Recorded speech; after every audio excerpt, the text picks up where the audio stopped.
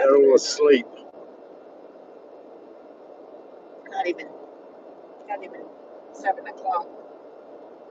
8 o'clock here. Yeah, it's time they should wake up. Just keep watching them numbers.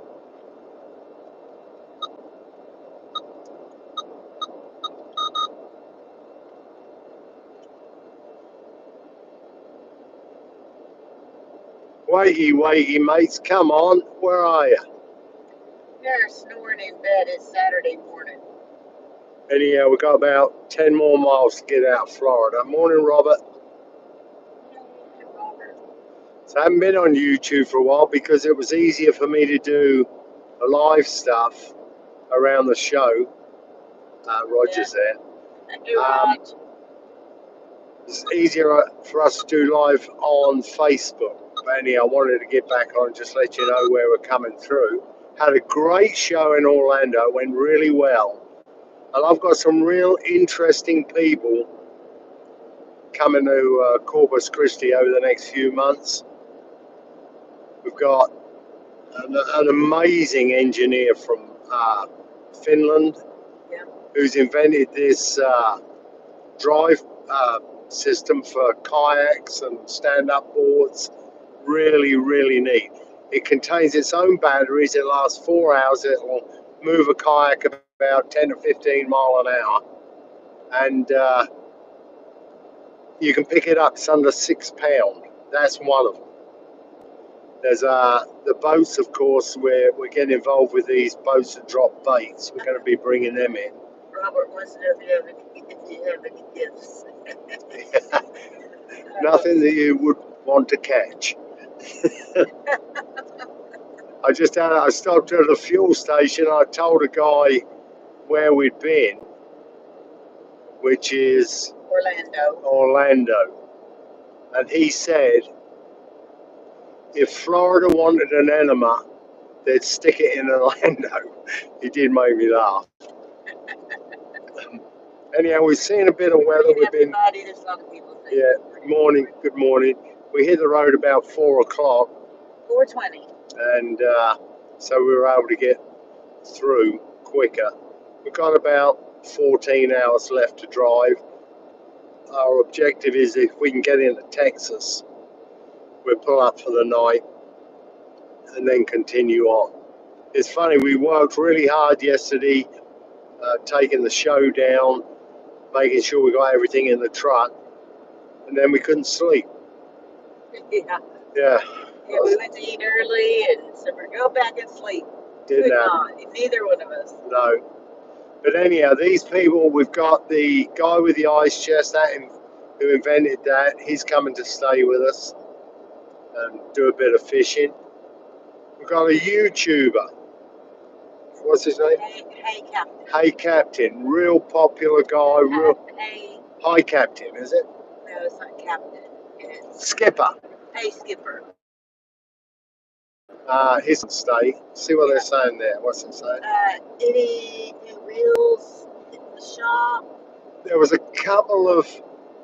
Yeah, there is. Daiwa have got some new stuff. Akuma have got a new reel coming out, which we'll be stocking.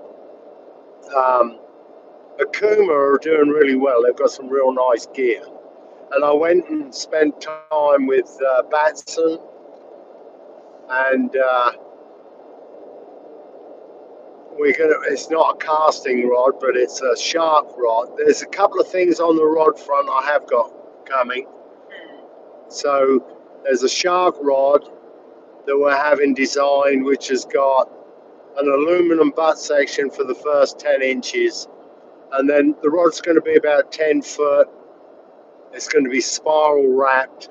It's built on a solid blank. Now I'm going to do two versions, one with the HDX tip and one with this new tip that Batson will be building for us. It's going to have the heavy duty eyes, and we'll have our girl wrap it, acid wrap, and put our stuff on it. The boat situation that we've ordered 4 of them. 2 of them are going to go to Surf Masters, leaving a Kuma Baker. They're really good. That one with the mag control, I've got them and I use it. It's real good reel. very easy to cast and very powerful. And Akuma really do. I was looking at the shaft thickness, new spinning reels they've got. They're really strong because the spool goes out so far. When you're looking at them like tournament casting spinning reels or ones with that nice new spool on it, it's very shallow. It takes a good bit of line because it's so long. But when they're out, if you've got heavy drag, they put an awful lot of strain on the shaft that's going in and out. So I always check to see how thick that shaft is. And Akuma really do have a very heavy gauge shaft, so that's good. So who else? Oh, so Hey Skipper's coming. There's the guy from Finland, and with these, I've told them to come basically when the Sharkathon's on, because that's when they're gonna have the opportunity to show their products. I've got to have a word with Sharkathon to see if we can have people showing products or new inventions or stuff you haven't seen. But anyhow, yeah. But I'm hoping Roy's takes a look at these engines for kayaks because they are so unique. I would, I would go for them, but Roy's would be better for the deal. They've got all the kayaks and everything, and it would fit more into their shop sort of layout and make it easier for you guys to get hold of. It's a really good product, and I wouldn't recommend it if I didn't honestly think this guy's really switched on, and he's a gentleman as well. He's a nice guy, and the guy who invented the ice chest is just an absolute gem. You will love it. Well, who else was there? Of course, oh yeah, we were talking about boats. Anyhow, so yeah, squirrel. Yeah, the when we get them boats in, we're ordering enough. Can you read what they're saying? Why don't you? Oh, Michael Davis this morning, Robert Monroe. I saw Jen is an ambassador for Swell Pro now, maybe getting a drone. Okay. The thing about these boats is you can use them on the National Seashore. I think that's one of the big assets. We are talking to a gentleman in Florida who actually runs these boats. He's a guide service, and he's got like half a dozen of them, and he's going to talk us through. But what we're going to set up is a maintenance department using Carol, who's a really good engineer, and she'll be running that. So, like, if you get any problems, you just bring it. She's going to be able to sort it out or service it. From what I'm hearing, they're pretty reliable. There's a lot of people using them, and apparently you've got to get used to it, and you have to tune the electronics in. But once you got it down, they're really quite simple, apparently. But we're going to find out. Hard life for the boat carries some weight. Yeah, but £5, but that includes the sinker. Yeah. But I'm not only thinking of it for shark fishermen. I'm thinking of it for pompano fishermen. I'm also redfish, whatever, but also for disabled people, or people who are unable to reach, say, the third bar casting. They're going to be able to take baits out and drop it. That's why I think it's so important. It sort of opens that water up that's been previously unreachable. I like it just because, I've heard of so many people that have lost their drones. Something happens when it's out there, it goes in the water, never to be seen again. Right. And then with this boat, even if it breaks down out there, you can go and get it. You can go get it. If you have a kayak or somebody around you has a kayak, you can get out there and get it. But those drones are just gone, and you've got thousands of dollars down the drain. Yeah, these are pretty reasonably priced, I think, around about $700. About 700, And you can get a fish finder. Oh yeah, there's a version that has a fish finder on it. Costs about 120 bucks more. Not sure how that works. Whether you We didn't get too much into that, but, no, but it is something to think about. yeah. So we're going to be looking at that as well, and we will carry extra batteries. The battery life I think is like 4 hours, but we're going to be carrying them. Now this is a deal that we're going in like 50-50 with Surf Masters. If everything pans out right and they're as good as they say, then they will be also handling it. So there'll be the two of us dealing with it. So that's the Corpus and South area and the Houston, everywhere else area. Now the secret thing that's coming, and you guys are going to love this, and I've been trying to work on it for years. Yep. Never knew a way to do it. That's Never, why we have it. never figured it out. But there was a little Chinese guy had it, and I went and looked at it, and I gave him one of our alphas to copy the action, and I've ordered 100 of them, but it's a flat rod. And what it does, it takes so you've got a round butt which goes through the reel seat and about 4 or 5 inches up above the reel seat, and then it's ground flat. This is made from a solid graphite bar, okay? But they grind it so the tip action is really, you can make it as soft or as the action as you want. They can tune it. And so I've given them our alpha, and the beauty of this flat rod is when it's fully loaded, like a lot of people try and pick up fish and things with an alpha, they'll have a big red, they'll pick it up, the rod fails. It's because of a tube, all right? And graphites are always vulnerable with that tube. And what happens is it collapses inside. So this eliminates that. So the tip of the rod, go on. Robert's saying that he wants to see it in use when they come in, and I know we'll be testing them out the minute they come in and doing some videos and things. I ordered 100 of them, Yeah. and he said they'd be ready to ship within the month. Yeah. So as soon as we get back, I'll be sending some. By September. Oh yeah, I'll have all the graphics done and everything, and we'll have them on the way. So but I'm really excited about that. I think it's awesome. I asked him if we could do it on like surf casting rods, and he said that it would make the tip too heavy because you still have to grind it out of a solid piece, and I wanted him to go from like an inch diameter, which is bigger than anything he had. The way we could get around it is do a 3-piece section, leaving the tip of the rod at ground flat.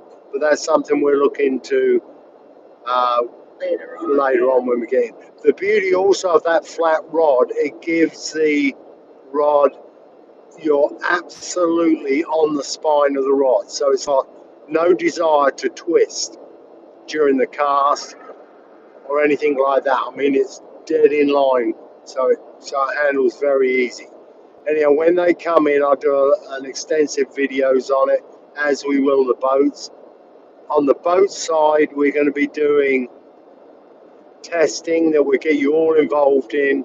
We'll be flying the drones over it and stuff like. We'll be testing just south of Bob Hall, where we can run the drones out, and also the boat, see how it's operating out there. The good point about this boat also is you can fit like 4 waypoints. So you decide exactly how far out you want to drop your bait, and you can have the other one, you can do like a fan effect if you so wish. See which one's working. So as soon as they come in, we're going to be working extensively on them. And we've got Carlos, who's and Aaron, they're very engineer minded, you know, far more than I am, you know. And Carol, she's an engineer, so she'll be helping us look at that sort of. She's out, I think she's up country for about a month, so that ties in nicely. right for it to come in. And the ideal thing is I'll have time to explain to her she's now the She doesn't know this yet. engineering person for that. But anyhow, she's looking forward to retirement in the future, so that'll be something for her to do. Apart from that, it was a good show. Very difficult place to get to, as far as we're concerned. And very, very expensive. Everything you do, you scratch your ass, you got to pay someone $2. We had to pay to park. Yeah, $20 a day to park at To park at the convention at center. the convention center. That we just give them And we're $5,000 for working. the stand. Yeah, that we're working. But Yeah. because of the change in the industry since the COVID issue, there's been some big change. Some of the big wholesalers that we were in have cut back, and some have even disappeared. So we now have to re-establish our relationships with shops so they can actually deal direct. But we met a lot of shops, a lot of people. We had great interest in Argentina, Brazil, Australia. Who else? Then a load of shops in the US. Yeah. Ireland. Mm-hmm. What's Robert saying? Robert Monroe? He hasn't said anything. Oh, okay. So that's basically where we are. We should be in Texas, hopefully. Tomorrow. No, I'm hoping to make Texas. Texas today. Yeah, today sometime. It all depends on 10, because they said there's there's a closure or something which we got to deal with. They're doing work on I-10. Oh, imagine that. Yeah. They're always doing work on I-10. And we did a lot of demos with our clip down rigs and things. What amazes me is I've been doing this now since '94. Yeah, so 30 years, 29 years. Yeah, 29 years. And people come along and they look at it and they go, shocked. I've never seen anything like it in my life. And it's just amazing. Yeah. What is funny though is to see all the products that have been developed by Breakaway throughout the years, the Canon, the clips, all that stuff that's being copied. You know, there's a lot of people copying our products. Nigel Forrest was one of the greatest inventors as far as surf casting, and he was a partner with Norman. Nigel passed away a couple of years ago, and David's still in the shop, and he's very innovative as well. This is Breakaway UK. So we did lose a lot of them, or his brain, if you like. Aaron is asking, will you have any extra casting boats in your shop for the public to purchase? Casting boats? The boats. Yes, but what we're doing is, this is what I did. I said to the guys I was leaving, we wanted 4 boats. We wanted 2 to go to Surf Masters, 2 for us, and we wanted to do some testing. There was like 10 people placed orders for them with us, but we wanted to make sure we knew what we were getting into before we actually purchased them. The guy, absolute gentleman. I mean, everyone knocks the Chinese, but they really are really lovely people to deal with. I mean, they were just trying to give us everything. All these Chinese people were real good fun. I took the piss out of them rotten. But once they got the translator explaining what I was saying, they seemed to enjoy it. Yeah. And of course, I won that big ice chest. It's just amazing. I'm going to do some work for that guy. Okay. Exciting development. Looking forward to see them, and really looking forward to Hey Skipper content. Yeah. Y'all be safe on that drive back. Thank you, Albert. We will. Yeah, Hey Skipper, apparently he did come into Texas and he fished with who's that guy? He's really popular in Texas. He fishes the jetties a lot. He does a lot of content. Really good YouTuber. Can't think of his damn name at the minute. I don't know who it is. So. But anyhow, yeah, he did a show with him before. But, They got as far as Matagorda. yeah. So I've told him he needs to come down sort of October, November, so I can put him on some pomp. So that should be good. Real nice guy, him and his wife. His wife is got a great sense of humour. Yeah. So that'd be something for us all to look at. On the braid front, what's the name of the company that's we're working with? Tight lines Yes. are just, honestly, I went around that show, I was looking at all the braids, and tie line are right up there as good as it gets.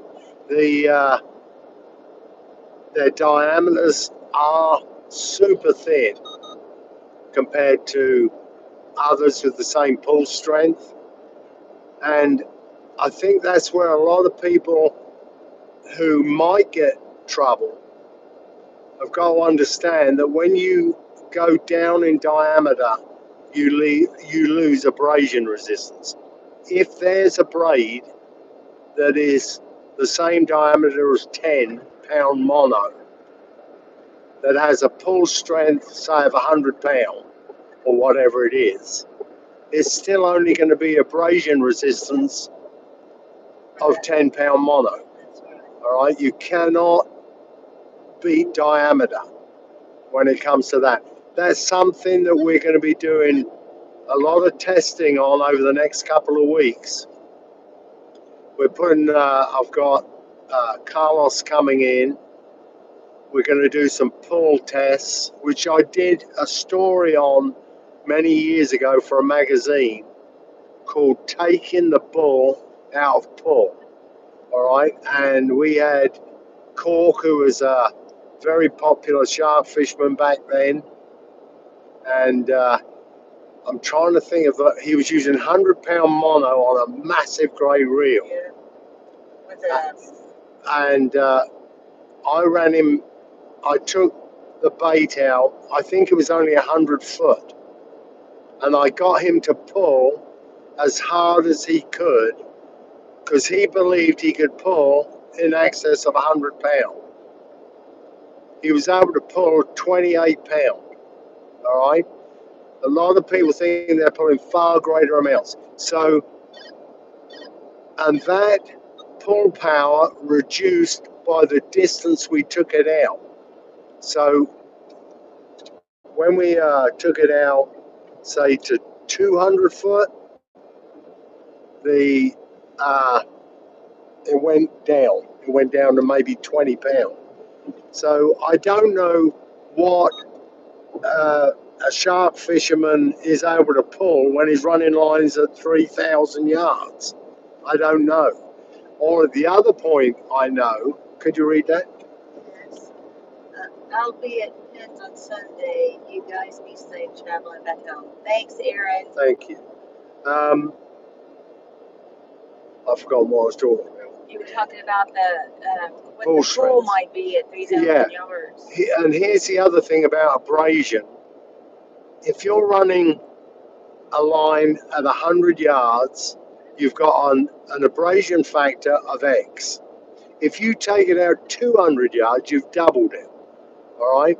So I'm thinking that because these reels hold so much line and you're running them out there, I think you might be looking at a situation where instead of running 100 pound, what I would do is I'd do the backing at 100 and then maybe increase the line that's actually out there, say to 200. Now I'm just quoting these numbers off the top of my head, but by jacking it up, say on the last, I don't know, few hundred feet or you will increase your abrasion resistance, which is critical. And I know you guys are using tippets or mono, on the last 50 foot or whatever you're doing, but I'm really thinking your braid ought to be thicker if you're running extreme distances on the last bits. But we're going to work that all out. We're going to try and come up with some formulas.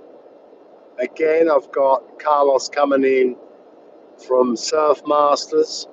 They're bringing a really high quality scale with them. I'm going to be doing abrasion tests using hanging sort of mono from a hook, putting say a pound weight on it, and then we're going to put a belt sander into it to see how long it lasts, and then we'll do it with braids, and I'm going to use other sorts of braids as well. But so that's some of the stuff we've been playing with.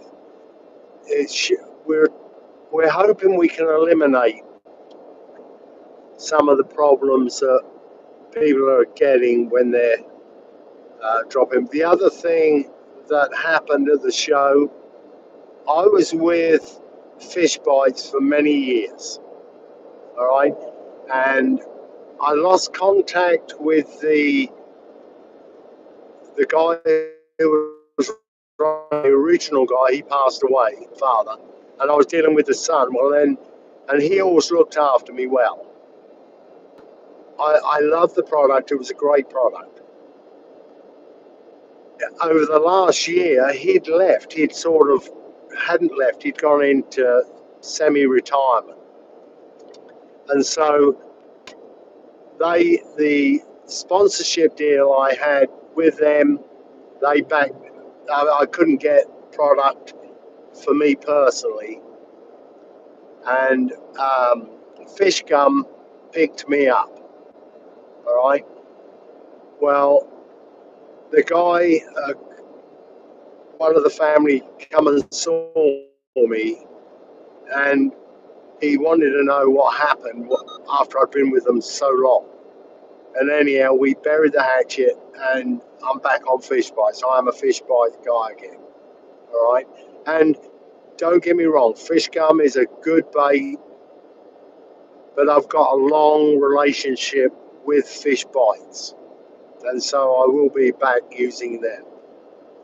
They're both good baits, don't get me wrong, but I've had many years fishing with Fish Bites, and I'll be back. In fact, I was the one who took them to South Texas. When I first met Fish Bites, I was at a show in North Carolina, and they had a little table, and they were showing this product, and I took a risk on it, and I said, all right, I'd like to try it, and I purchased some, and it really worked, and I was surprised. And I wrote a story I was then writing for one of the surf magazines, and it was a good story, and then I was able to get it into Del Mar, who was then able to get it into the Walmarts.